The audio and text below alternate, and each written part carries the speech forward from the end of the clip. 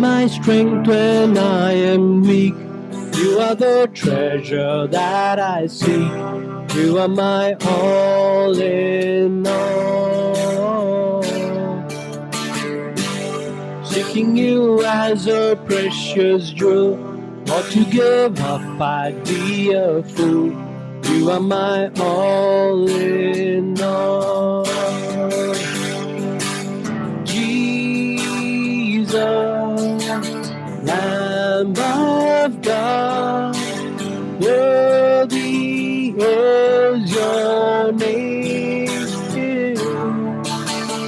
Jesus, Lamb of God, worthy is your name. Taking my sin, my cross, my shame, rising again, I bless your name. You are my all in all. When I fall down, you pick me up. When I am dry, you fill my cup. You are my all in all. Jesus, Lamb of God, worthy is your name. Jesus, Lamb of God, worthy is your name. Taking my sin, my cross, my shame, rising again, I bless your name. You are my all in all. When I fall down, you pick me up. When I am dry, you fill my cup. You are my all in all. Jesus, Lamb of God, worthy is your name. Jesus, Lamb of God, worthy is your name. Jesus is your name.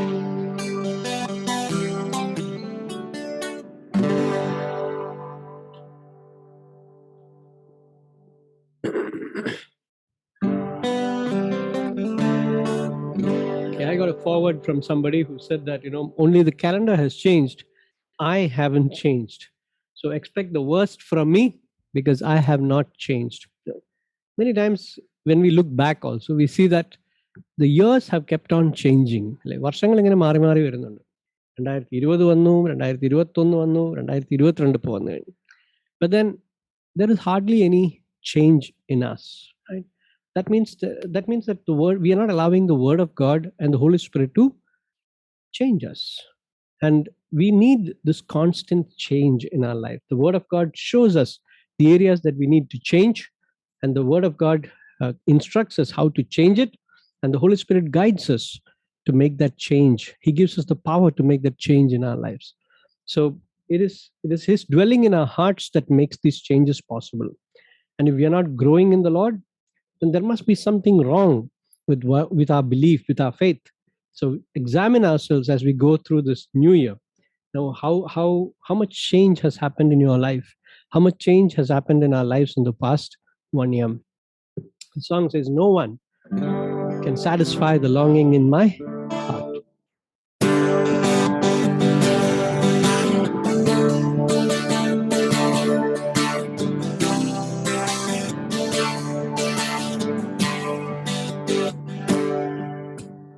No one but you, Lord, can satisfy the longing in my heart. Nothing I do, Lord, can take the place of drawing near to you. Only you can fill my deepest longing. Only you can breathe in me new life. Only you can fill my heart with laughter. Only you can answer my heart's cry. Father, I love you. Come satisfy the longing in my heart. Fill me, overwhelm me, until I know your love deep in my heart. Only you can fill my deepest longing. Only you can breathe in me new life. Only you can fill my heart with laughter. Only you can answer my heart's cry. Only you can fill my deepest longing. Only you can breathe in me new life. Only you can fill my heart with laughter. Only you can answer my heart's cry.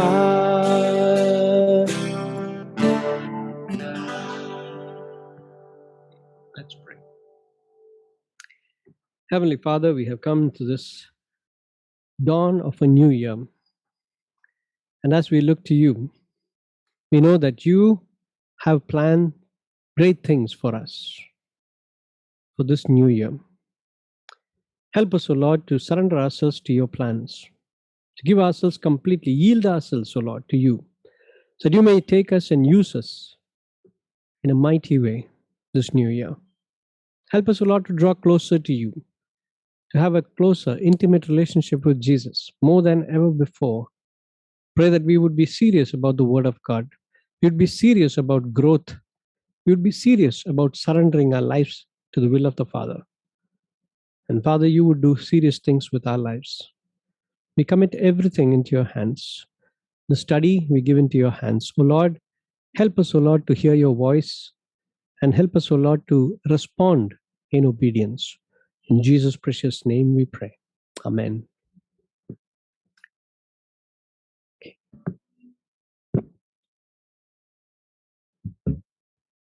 Right. So good evening and welcome to all of you who have joined us on this New Year's, you can't say New Year's Eve, in this new year, right? And I hope this year is a year where we walk closer with God, and we hear more of His Word, and we draw more and more, intimately closer towards Jesus, right?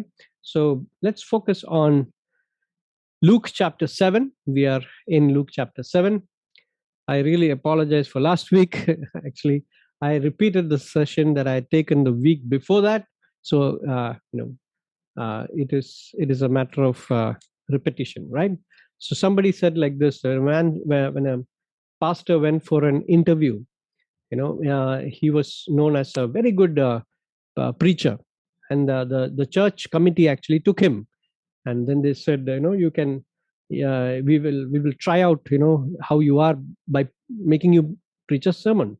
So this man actually preached a sermon, and they were impressed. It was a very good sermon. So they said, you are appointed as our new pastor. And this pastor came on Sunday, and he joined them in the worship, and then he went up to the pulpit, and everybody was, so eager to hear the pastor preach the first sermon. And surprisingly, the pastor preached the same sermon again.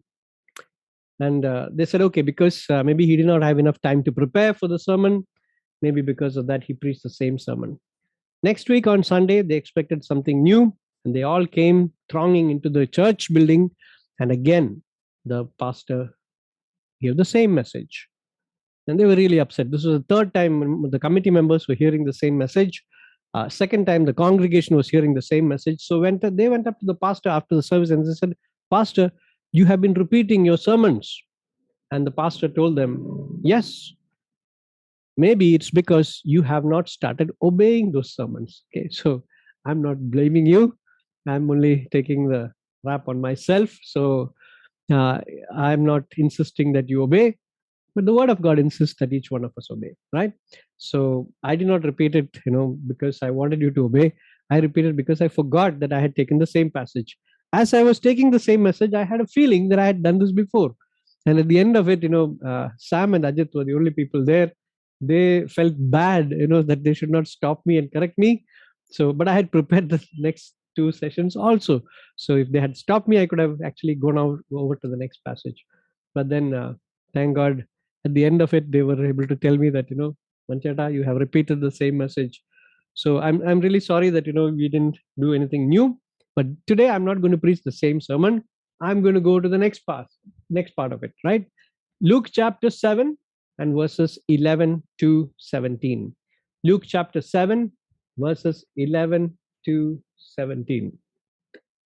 Right. Now, this passage is talking about Jesus raising up a widow's dead son. Okay. മരിച്ചുപോയ ഒരു പയ്യനെ, ഒരു വിധവയുടെ മകനെ യേശു കർത്താവ് ഉയർത്തുന്നതിനെ കുറിച്ചാണ് ഇവിടെ പറയുന്നത്. Okay. So he is the Lord over life and death.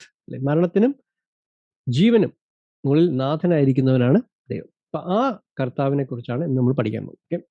Let's focus on verses 11 to 17. Soon afterward, he went to a town called Nain, and his disciples and a great crowd went with him. As he drew near to the gate of the town, behold, a man who had died was being carried out, the only son of his mother, and she was a widow. And a considerable crowd from the town was with her. When the Lord saw her, he had compassion on her and said to her, do not weep. Then he came up and touched the bier, and the bearer stood still, and he said, young man, I say to you, arise. And the dead man sat up and began to speak. And Jesus gave him to his mother. Fear seized them all, and they glorified God, saying, a great prophet has arisen among us, and God has visited his people. And this report about him spread through the whole of Judea and all the surrounding country. Okay. So this event had a strong impact on the ministry of Jesus Christ. And I pray that the same event would have a deep impact on our hearts also. Now, Luke is a physician. Historically, Luke is a physician. And some terms from the Gospel of Luke gives us a clear indication that Luke was a doctor. Okay. There are two words in this passage itself which give us a clear understanding about his profession. Okay. Verse 10, it says completely cured. Okay. Verse 10, it says, sorry. Yeah. Yes. When those who had been sent returned to the house, they found the servant completely cured. Okay. Well, the word well in Greek is actually, completely cured. It means that, his body and soul were restored. That's the understanding of that word, completely cured. In this passage, verse 15, and the dead man sat up and began to speak. Okay. Dead man sitting up. That's a technical term which is used there for a patient sitting up in bed. Okay. അസുഖമുള്ളൊരു വ്യക്തി അസുഖത്തിന്റെ കിടക്കയിൽ എഴുന്നേറ്റിരിക്കുന്നതിനെ കുറിച്ചാണ് sitting up എന്നുള്ള ആ ward ലൂക്കോസ് ഉപയോഗിച്ചിരിക്കുന്നത്. Okay. So this actually shows us that he was well versed with the medical terminology. അത് നമുക്ക് അദ്ദേഹത്തിന്റെ എഴുത്തിൽ നിന്ന് കാണാനായിട്ട് സാധിക്കും. Now, where did this event take place? This event took place in a town called Nain. A town called Nain. Now, Nain is, a day's journey from Capernaum. If you're walking, it is a day's journey from Capernaum. Nazareth ennu parayunna pattanam, Yesu Karthavinte hometown. From his hometown, It is 6 miles southwest of Nazareth. If you look at the map at the back of your Bibles, you will find that it is actually between Endor and Shunem. Okay, Shunem and the there's this woman historically, in the book of Kings. You'll find it in 2 Kings chapter 4. There was this lady who was providing food and shelter to prophet Elisha. 2 Kings chapter 4 verses 18 to 37. She also lost her son to death. When one day when Elisha came there, he saw that the son was dead, and the lady was weeping over it.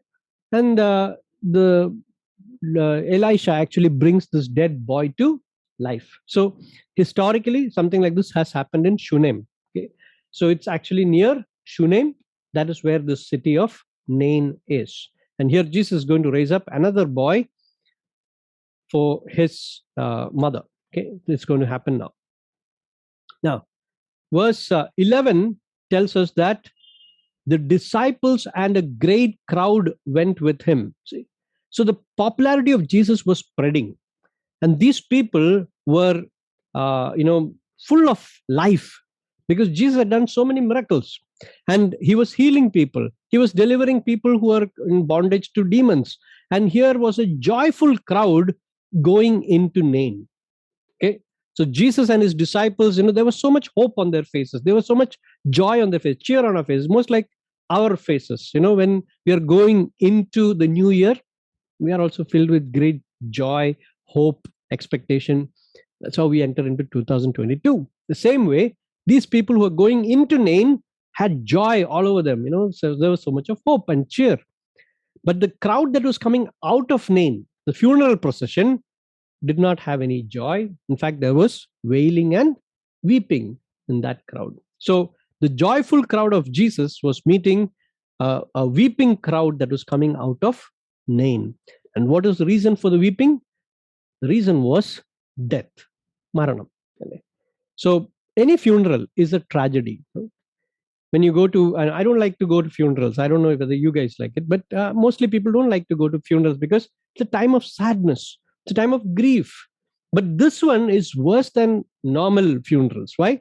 Because the only son and of a widow. See, already she has experienced death.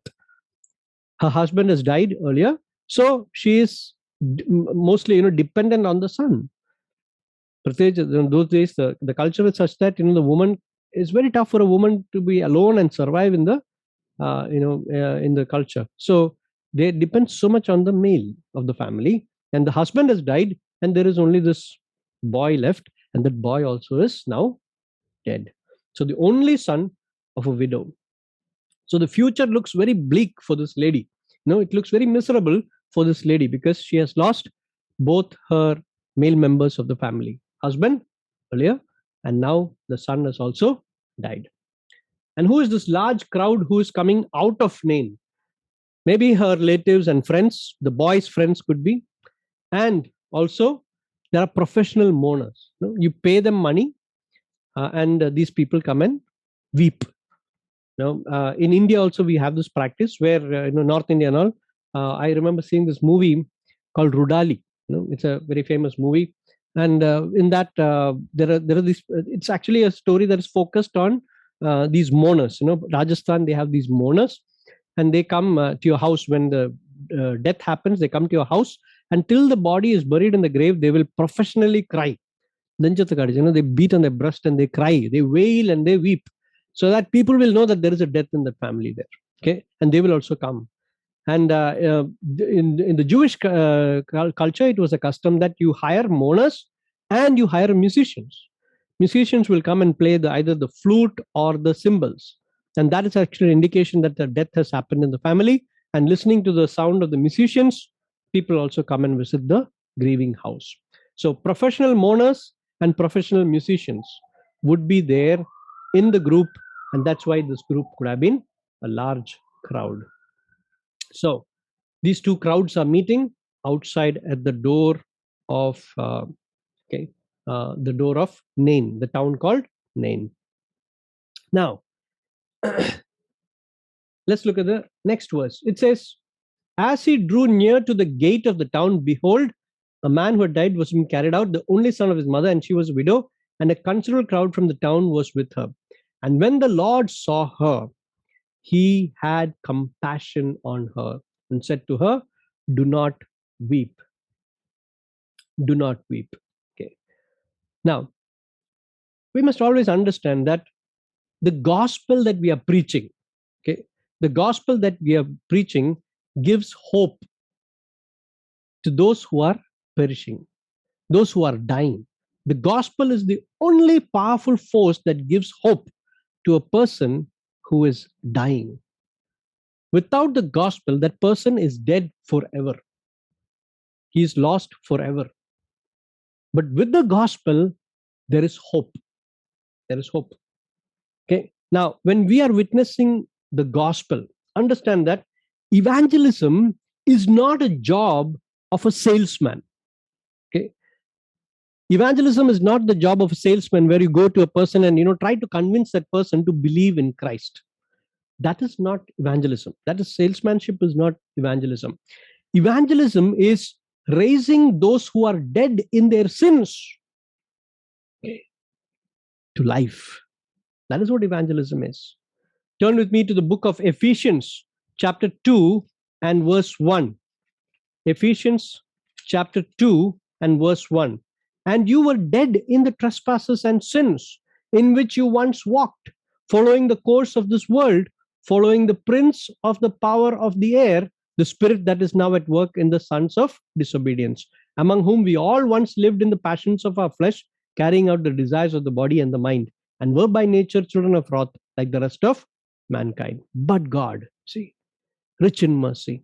So here is the gospel being presented, and gospel is raising up those who are dead in their trespasses and sins back to life. Okay. So those who are dead. So even if a person is walking around who does not have the gospel, in the eyes of God, that person is actually walking, a dead man walking. Okay. We have, in the gaming world and in the movies and all, we call them zombies. So people are walking around, but they're literally like zombies. When God sees them, they're zombies. And our job is to raise up these zombies to life. When we share the gospel with them, God uses it to raise the sinner from death to life. Just like how Jesus raised this man who was physically dead to physical life, the result is the same. It is equally powerful. When you share the gospel and a person responds and comes to life, eternal life, it is the same as a dead corpse coming to life. Now, I told you, Luke is painting this beautiful scene where two large crowds are coming. Enter the first crowd, professional mourners, professional wailers, bereaved mother, all of them, haggard and, tired and worn out with tears. And they're all walking towards the graveyard. And here is the second crowd coming from the opposite direction. They're all following Jesus, performing great miracles. There is lively discussions going on, bright faces, and the crowd is full of hope. Okay, so a sharp contrast is there between these two groups. Now, the Bible says when he was going towards Nain, he had some other work maybe, but as he was approaching Nain, his eyes fixed on the woman, and it says he had compassion. Okay, he had compassion. Jesus saw the mother. In that crowd, Jesus saw the mother. And that moment, he had compassion. Okay. The word that is used here is in the depths of his bowels. Okay. In his stomach, Jesus felt compassion. Okay. So it was not an intellectual sympathy. He felt deeply for this hurting woman. See, there is this group of people called the Stoics. Philosophically, they are some of the good men because they glorify the virtues of man. They say there is goodness in man, and man can actually show compassion to one another and all. These are the Stoics. They are the old Greek philosophers. Okay, some of the great philosophers of Greece are actually Stoics. Stoics. Stoics. Now, the Stoics actually believe that God cannot have any feelings. Okay, if God has feelings, then he can be manipulated. You know, a person comes and says a sad story, or a person comes and says a prayer and says, Lord, I'm struggling, my life is destroyed, my every future looks very dark. And if God feels compassion when he hears a man's prayer, that means God can be changed. So Stoics say God should not be, God should not feel anything because he cannot change. He's the unchanging God. No, they also believe that God is unchanging. He cannot change from us, from a position of non-feeling to feeling, or lack of compassion to compassion. God cannot feel like that. If God feels these kind of emotions, then he is not God, says the Stoics. But the Bible does not claim that. Bible says that Jesus felt compassion. Same like how God the Father feels compassion for us, God the Son feels compassion for us. Jesus wept with those who wept. Jesus feels our pain. Jesus feels our sorrows. See? So, when he was upon the earth, he felt it. And even now, he feels it. That is why we call him the high priest. And he's interceding on our behalf in the heavenlies. The Bible says that in the book of Hebrews. See? So, he is not a stoic savior. Okay? This kind of compassion is what gives us hope. In our times of despair, we are prone to feel like nobody understands me. And despair actually intensifies our loneliness. It makes us feel all alone. But when somebody else comes and says, I also feel what you are feeling, that gives you and me a ray of hope. Ray of hope. We are not alone. Jesus understands and he cares. He cares. Bible repeatedly says he cares for us. He cares for us. See? Now, if Jesus were to go up to that dead boy's body and he tells them, stop, and he tells the woman, do not weep. Now, if Jesus could not do anything to change the situation, this is actually harsh words. To a mother who has lost everything, you go and tell her, don't cry. She'll say, I will cry my heart out. Why? Because I've lost everything. But Jesus went and gave her this command, don't weep, because he can do something about it. And he was going to do it, you see. And that is where hope comes in.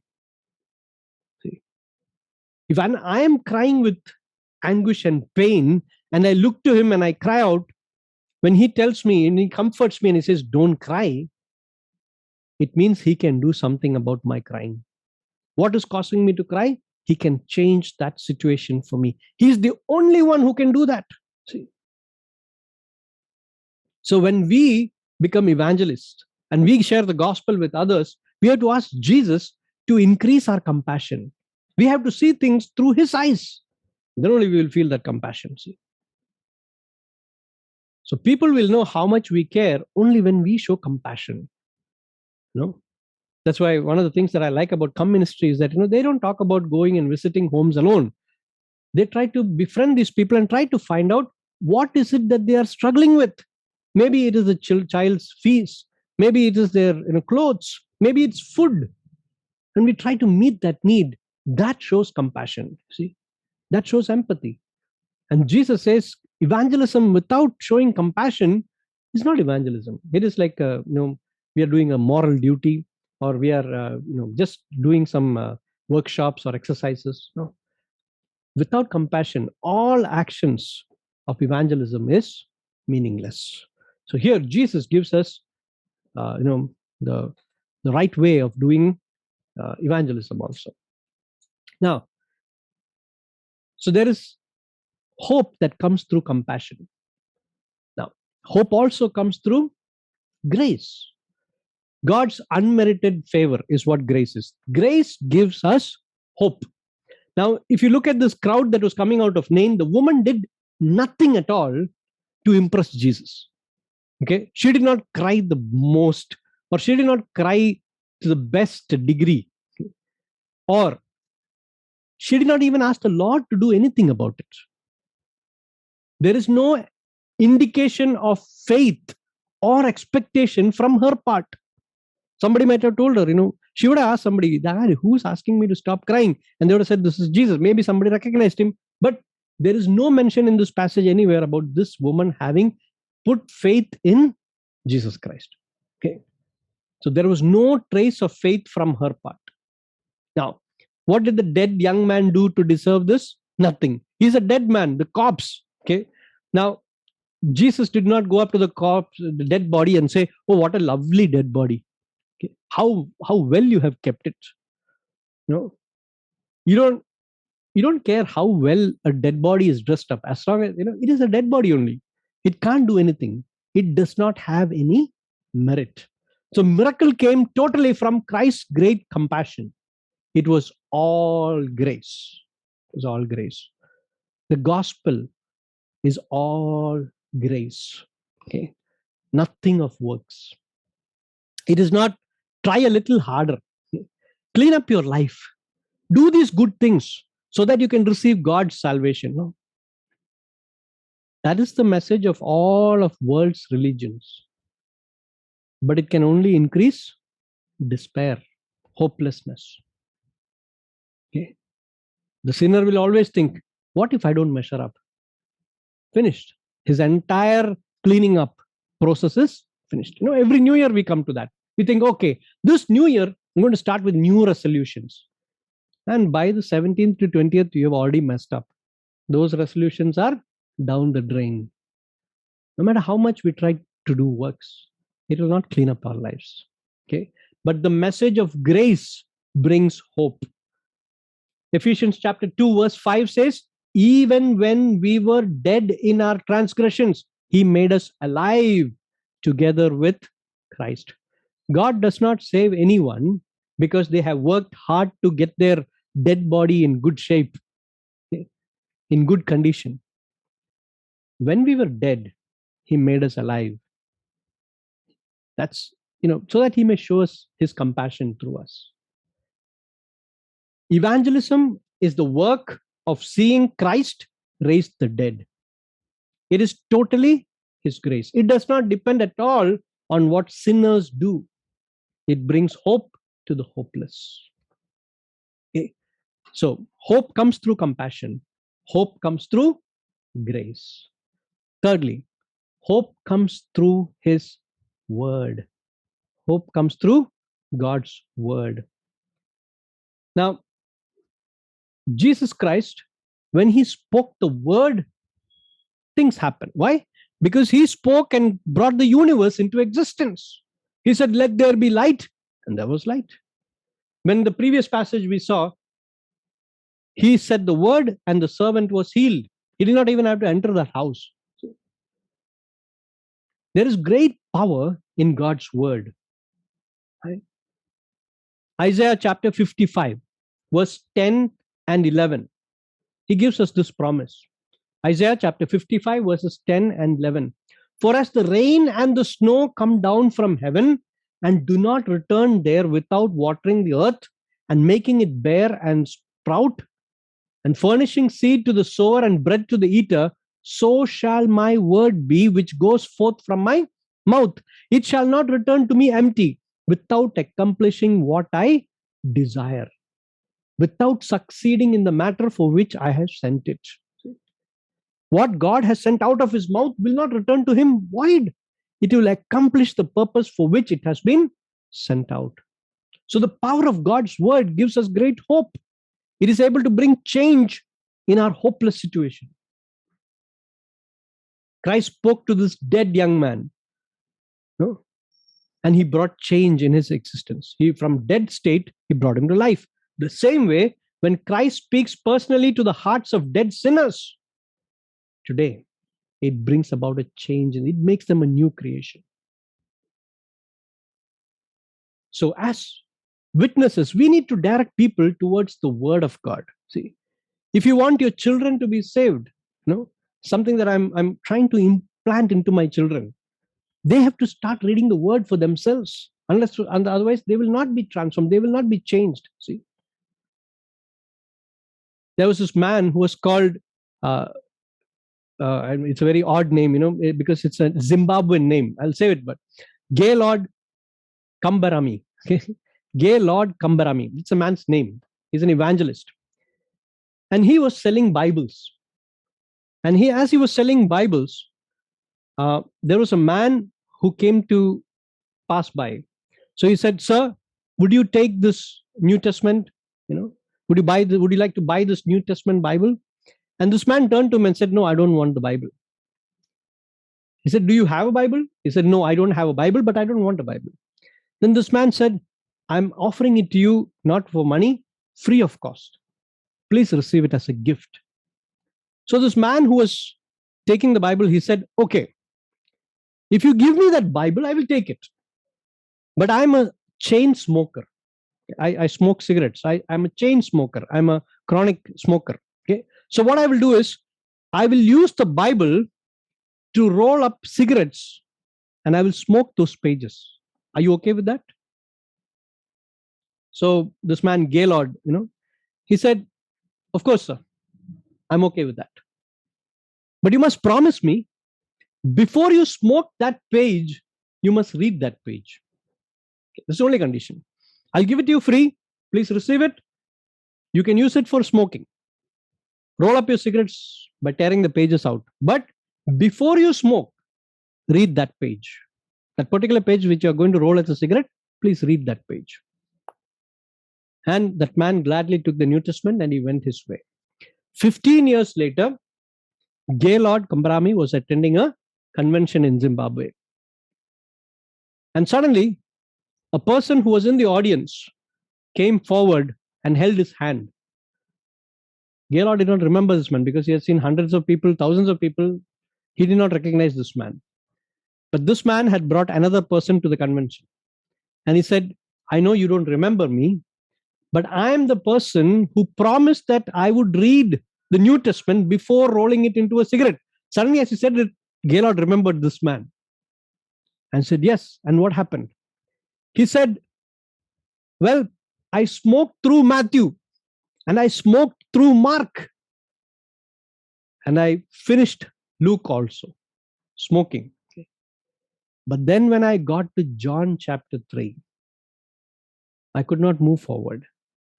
Whatever I have read so far and what I read in John chapter 3, I just stopped in verse 16 and the word of God just ripped my heart apart. And he said, "You need me.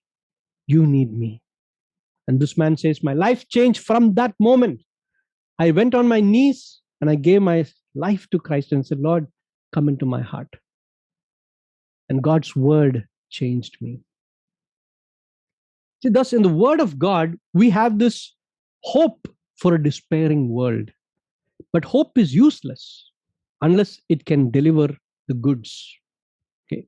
A hope that does not have the power to deliver is no hope at all. It's called wishful thinking. See. So what gives power to hope? See, the life-giving word of Christ is a message of power in a world of weakness. When Jesus spoke the word, there were changes. The first change was in the dead body. The man who was dead came back to life. See, anybody can recognize a live man and a dead person. There is this wax museum in London, Madame Tussauds. If you go there, you'll find a replica of all these famous stars. And there was this one episode, I think you might find it on YouTube sometimes, where a real life celebrity was standing as a wax, acting like a wax statue. He was standing there, and people were actually passing by. And they were touching all these wax statues and they were saying, "Oh, this person looks exactly like that. This person looks exactly like that." And they came to this actor. When they came to this actor, he was actually a real live man. He was not a wax statue. They removed his wax statue and they put original him over there. So he was standing like a statue for much time. Like. So when these tourists came close, suddenly he moved. Suddenly moved his hands. And these people were like shocked. They were so taken aback. Then he said, "Don't worry, I'm the real person." And they were looking at him for so long and they were saying, "Oh, what a good copy of the original." And suddenly when he moved, It was the original, it was not the wax copy. So you ask anybody, you would know the difference between something that is dead and something that is alive, right? You don't have to teach them biology, botany, medicine, nothing. You can know whether one thing is a dead body or not. No? When somebody is dead, immediately we touch the pulse and check. We check, whether eyes have gone off, or pulse. We look for the breath. We know that that person is dead. See, and so the first thing that was very clear about it, the man who was dead has come back to life. Now we know that he did not come forever and ever back to life. He would have lived after many years, he would have died also. Okay. But the resurrection that Christ gives to us is forever. Is forever. Which means if you die in Christ, you're going to live eternally forever and ever. This man would have died and he would have been resurrected in heaven and he would be living with Christ forever and ever. See? So the resurrection works. The powerful effect on you and me of the word of God is that you and I would live forever. If you are in Christ, you would not be dead and forgotten. You will be alive and you will live forever. See, wherever Jesus went, whichever funeral service he attended, he always ended up raising the dead. D.L. Moody was an evangelist. He was invited to a funeral service. He was asked to conduct that funeral service. He was asked to say a few words from the Word of God, from the Bible, on that funeral service. And this man, D.L. Moody, he went to the Bible and he started checking what did Jesus do at each of these funeral services? What message did he preach there? Let me take that message. He said, I was so disappointed because every funeral service that Jesus attended, he attended Jairus' daughter's funeral service. There also he ended up raising that girl. He went to Lazarus' grave. There also he ended up raising the dead. See? So Jesus broke up all the funeral services. Whichever he attended, he raised up the dead. Okay? So Jesus transforms. He changes dead things to life. He brings dead people back to life. And that is a new life, not the old life. So the great difference between religious people all dressed up and attending church for namesake is that many of them have not received the real spiritual life. You can recognize, differentiate spiritual life from religious life just by touching the pulse, just by associating with them. You know whether a person is dead in his sin or alive in Christ as you associate with that person. Okay? There is a direct difference. Secondly, there was a powerful effect on the mother. See, Jesus gave him back to the mother. There was an emotional reunion, mother and son together. Okay? Her tears of grief and sorrow were changed into tears of joy. This was unexpected. This was not at all, what she expected when she was going towards the graveyard. One of the most powerful witnesses to the fact of the dead sinner receiving new life is restoration of family relationships. We all talk about the generation gap. Father, son, generation gap. Father, son, grandson, more bigger generation gap. But the Bible says all this generation gap is wiped out. When both become believers. When both become believers. See, I remember this time when one person gave a testimony about attending a Christian music concert. Now, the boy looked like a punk. Okay? And surprisingly, right next to him was his mother, who is not at all like a punk. Okay? She's a normal lady. But both of them were enjoying the Christian concert. And as the concert was going on, there was an altar call, and the mother went and knelt down at the front, and the boy, the punk boy, went and knelt down near her. No generation gap, right? So here is the gospel bridging generation gaps. People can communicate with each other. They can restore relationships when both are in Christ. See, Jesus gave him back to his mother. What about the observers? People who were watching the whole thing. Was there any change in them? Says verse 16 says, they feared and glorified God. See, their estimate of Christ would have been, oh, he was a great prophet. Maybe it was not as high as it needed to be. But then this particular event changed their view of Jesus. See, whenever Christ imparts new life to dead sinners, there'll be powerful impact on the observers. People who are spectators will suddenly want to get involved with Christ. See? Because why? People cannot deny the transformation. To a person who is resisting the gospel, show them the life of Paul. Saul became Paul. You can become a child of God. See? Now, we are not to parade new believers in front of crowds before they have learned to walk in a manner worthy of Christ. Okay. So we should not expose them like that. But we should understand that their life itself, the change in their life is a powerful testimony for the observers. Right? And last verse 17 says, and this report about him spread through the whole of Judea and all the surrounding country. People who had not seen this, the observers, Allah, were others, third parties, right? This was like a ripple effect. His fame was spreading wider and wider. See, we can't tell the impact that one converted soul has over the next generation. Okay. There was this man in 1934, he held a convention, a crusade. And this crusade was, was for 11 weeks. The man who was preaching was a very powerful man. He preaches gospel and gospel alone. 11 weeks he kept on preaching. His name is Mordecai Ham. In that convention, many, many young people gave their life to the Lord. One of the people who got converted in that convention, in that crusade, was a young boy. He was 16 years of age. Till that day, he was playing church. He was attending services. He was a good boy. A lot of good things were said about him. At the age of 16, when he went to this convention, the word of God cut through his heart and he knew that he was a lost sinner, dead in sins.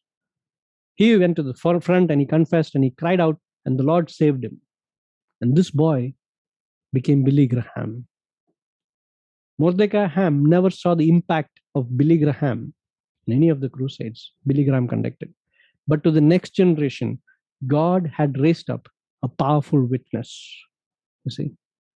So I cannot tell the impact that the word of God is going to have in your life. But I know that God has a plan for each one of us. So as we look to him this evening, we know that the word of God can change lives. Evangelism is a very, very powerful tool. I'll end with one more story. Okay, I know time is up, but I want to end with this one story. There is a famous writer, poet called R.L. Stevenson. We call him Robert Louis Stevenson. We have studied his poems, or stories in high school and all that. Now, R.L. Stevenson, when he was a young boy, he was looking out of the window and he saw a man lighting street lamps. Those days, they did not have bulbs as such. It was lamps. Candles will be there inside. So he'll be lighting the candles on the street lamps. And as he was doing that, wherever he lights the lamp, darkness will disappear and light will come. And this little boy, R.L. Stevenson, he was only 11 years or 12 years old at that time. He was looking out of this window and he found this very fascinating. So his housekeeper, one lady, elderly lady was there. She came and asked him, "What are you looking at, Robert?" And Robert looked at her and said, "I'm looking at this man punching holes in the darkness." When this little boy looked and how the darkness disappears when the light comes. It looked like the man was punching holes in the darkness. Whenever you take the gospel to the unreached, we are actually doing the same thing. We are punching holes in the dark world. We are bringing them hope. We are bringing them the light of the gospel. And this 2022 may be a year when we passionately, compassionately take the gospel to those who have not yet believed. Right? So let us punch holes in the darkness. Let us pray. Heavenly Father, as we come to you this evening, you know the condition of our hearts. Some of us are looking towards this new year, but without hope, without power, without the word of God. Help us, O Lord, to understand that it is your presence in our hearts that gives us hope. It is your word that strengthens us. Help us to surrender to what the Holy Spirit is doing in each of our lives. And to those whom among us have not understood, help us to understand this gospel is bringing those who are dead back to life. Help us, O Lord, to believe it with all our heart, so that God may transform me from the inside out. Teach us, O Lord, how to punch holes in the darkness. Darkness is all around us. It has not changed. Only the calendar has changed. And we as evangelists need to take the gospel to those who have not been reached. May this be the year that you empower us to do that. In Jesus' precious name we pray. Amen.